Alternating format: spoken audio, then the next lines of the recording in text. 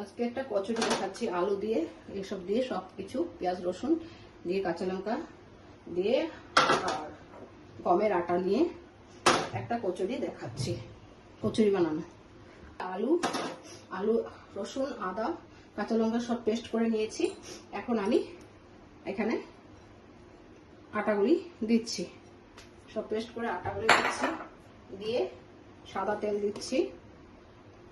সাদা তেল দিয়ে একটু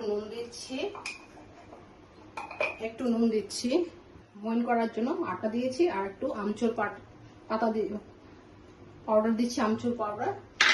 আর গরম মশলা দিচ্ছি, কাশ্মীরি কালার মরিচ একটু দিচ্ছি, আর হিং দিচ্ছি। এগুলোকে সব পেস্ট করে নিয়েছি, নিয়ে একবারে মেখে ফেলবো। এখন একবারে মেখে নিচ্ছি, মেখে নিয়েছি। এখন এইভাবে করে আমি কচুরি বানিয়ে নিচ্ছি।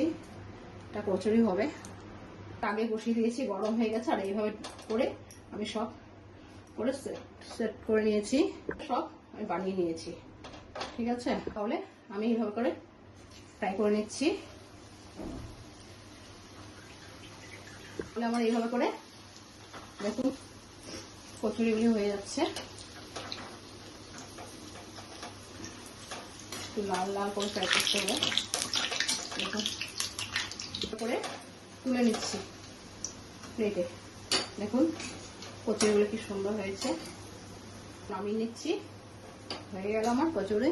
বাড়িতে করে কমেন্ট করে জানাবেন। তাহলে রাখছি, বাই। দেখুন।